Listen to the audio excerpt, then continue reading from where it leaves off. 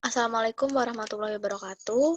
Kami dari kelompok 8 mata kuliah Teknologi, Suplementasi, dan Fortifikasi kelas AP1 akan mempresentasikan mengenai perencanaan pembuatan minuman isotonik. Anggota kami terdiri dari Elga Sari, saya sendiri Putri Nur Yuniarsih, Vicky Wulandari, dan Zaid Mustafa Kamil. Selanjutnya akan dijelaskan oleh Saudara Elga. Selanjutnya untuk justifikasi produk. Minuman isotonik adalah salah satu produk minuman ringan karbonasi atau non-karbonasi untuk meningkatkan kebugaran yang mengandung gula, asam sitrat, dan mineral. Minuman isotonik dibuat untuk membangkitkan energi, cairan tubuh, dan elektrolit yang hilang. Minuman isotonik juga dapat menjaga tubuh agar tidak dehidrasi ketika melakukan aktivitas yang berat. Good Mood merupakan minuman influencer water yang bermanfaat untuk menjaga kesegaran tubuh dan pikiran. Kemurnian yang terkandung dalam Good Mood inilah yang membuat tubuh dan pikiran tetap fresh. Good Mood mempunyai potensial untuk melengkapi air mineral dan beberapa jenis minuman isotonik. Berikut adalah tabel syarat mutu minuman isotonik berdasarkan SMI. Selanjutnya adalah alat yang digunakan dalam pembuatan minuman isotonik. Yang pertama ada buffer tank, di mana mesin ini digunakan pada tahap pemanasan air. Yang kedua ada blending tank, digunakan untuk pada tahap mixing. Yang ketiga ada pH meter, digunakan untuk mengukur pH dari bahan. Dan yang keempat ada refraktometer AB, digunakan untuk mengukur TPT dari bahan.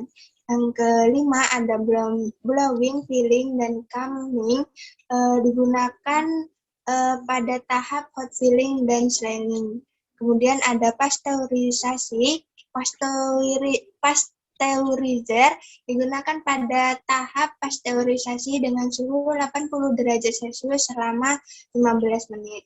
Kemudian ada cooling tunnel, di mana mesin ini berupa terowongan pendingin pada tahap pendinginan produk setelah dipasteurisasi. Selanjutnya ada bahan yang digunakan. Yang pertama ada air, sirup fruktosa, gula, pengatur keasaman, perisa alami, ekstrak lemon 0,05%, perisa sintetik lemon, ekstra lemon 0,01%, dan antioksidan asam askorbat. Baik, selanjutnya akan dijelaskan oleh saya untuk prosedur kerja, yaitu yang pertama ada pemasakan air. Setelah pemasakan air dilakukan mixing atau pencampuran, dan setelah itu dilakukan penimbangan bahan. Kemudian dilakukan pengukuran pH dan TPT. Setelah itu dilakukan hot filling, pasteurisasi 80 derajat Celcius selama 15 menit, dan juga pendinginan.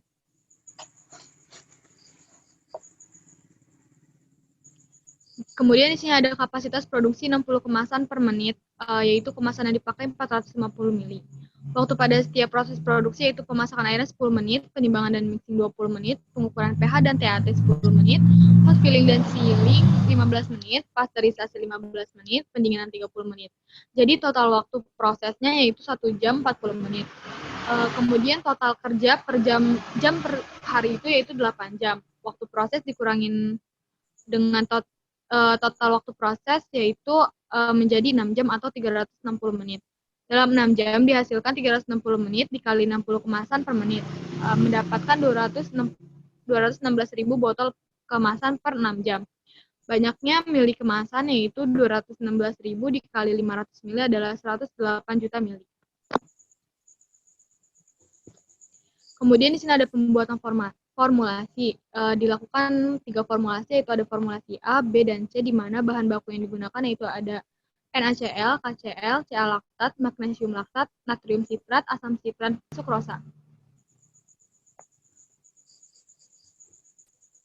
Untuk perhitungan formulasi A, untuk Na didapatkan total yaitu 489,1, K 146,1, Ca 19,4, Cl 527,5, magnesium 38,5, sitrat 1584,7 dan laktat 368,0.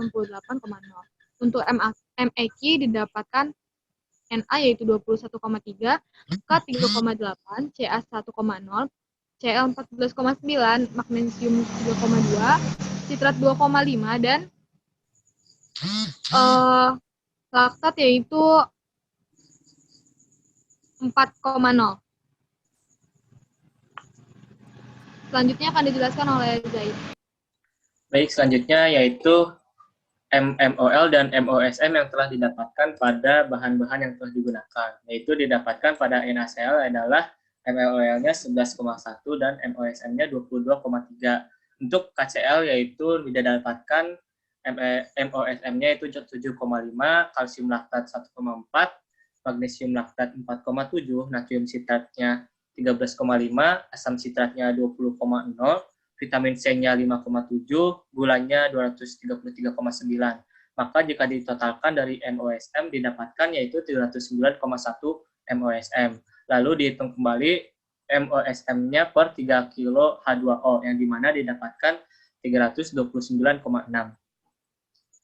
Selanjutnya yaitu pada perhitungan formulasi B yang dimana didapatkan Na totalnya yaitu 470,8, K-nya 157,6, Ca-nya 20,1, Cl-nya 541,2, Mg-nya 70,7,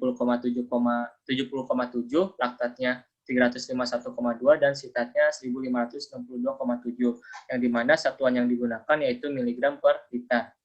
Selanjutnya yaitu perhitungan dari formulasi B, yang dimana total dari MOSM-nya yaitu 299,6 MOSM, dan jika dihitung kembali per kilogram H2O-nya yaitu 325,4. Selanjutnya yaitu perhitungan formulasi C, yang dimana Na yang didapatkan yaitu 73,4, K-nya 131,4, Ca-nya 17,7, Cl-nya 507,0, Mg-nya 67,6, laktatnya 328,8, dan sitratnya 1540,6.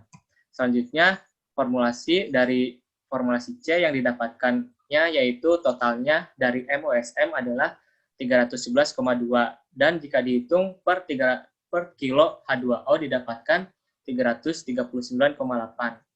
Selanjutnya akan dijelaskan oleh Putri.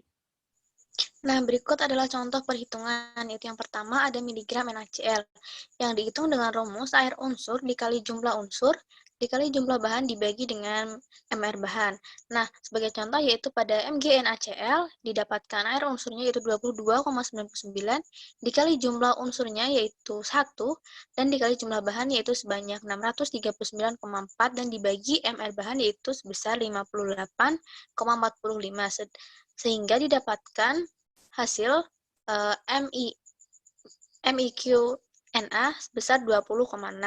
Kemudian ada milimol NaCl didapatkan yaitu dari 639,4 dikali 1 dibagi dengan 58,45 didapatkan yaitu 10,9. Untuk MOSM NaCl yaitu didapat dari 2 dikali 10,9 sama dengan 21,9. Kemudian untuk MOSM per kilogram air didapatkan dari total MOSM dibagi dengan kilogram H2O. Didapatkan hasil sebesar 10,9. Kesimpulan formulasi A, B, dan C. Nah, jadi formulasi A, B, dan C telah memenuhi regulasi pada PRKB POM nomor 13 tahun 2016 tentang klaim pada label dan iklan pangan olahan. Kemudian ada osmolalitas. Jumlah natrium sama kalsiumnya tidak melebihi dan tidak kurang. Selain itu, dalam waktu 6 jam dapat memproduksi 216.000 botol kemasan per 6 jam. Lalu ada pada PRKB POM pada bab isotonik mengatur besarnya karbohidrat pada minuman isotonik adalah sebesar 2 hingga 8%. Baik, ditambahkan lagi pada osmolalitas dari formulasi A didapatkan yaitu adalah 329,6 yang artinya telah berada pada range 250,340 mili osmolalitas per kilo. Untuk minuman tersebut telah menggunakan karbohidrat dengan jenis sukrosa dengan kandungan pada formulasinya yaitu 6,5%, artinya berada pada range 2-8%. Lalu kandungan natrium pada formulasi A didapatkan yaitu 489,1 mg per liter, artinya telah berada pada range 200-290 mg per liter. Pada kalium didapatkan yaitu 146,6 mg per liter, artinya telah berada pada range 125-200 mg per liter, sehingga formulasi A telah memenuhi persyaratan Perkabin POM dan formulasi tersebut dapat diterima oleh masyarakat dan dapat didistribusikan. Selanjutnya. Kemudian ada manfaat pembuatan produk. Manfaatnya itu pertama, menjaga tubuh agar tidak dehidrasi. Yang kedua, menyegarkan dan menyehatkan karena mengandung sari buah. Yang ketiga yaitu membantu pembentukan kembali gliklogen. Yang keempat, memiliki kandungan vitamin yang baik bagi tubuh setelah beraktivitas hingga berkeringat. Yang kelima yaitu menjaga keseimbangan elektrolit, dan yang terakhir yaitu menurunkan berat badan. Sekian dari kelompok kami. Apabila ada kesalahan mohon dimaafkan. Wabillahi taufiq wal hidayah. Wassalamualaikum warahmatullahi wabarakatuh.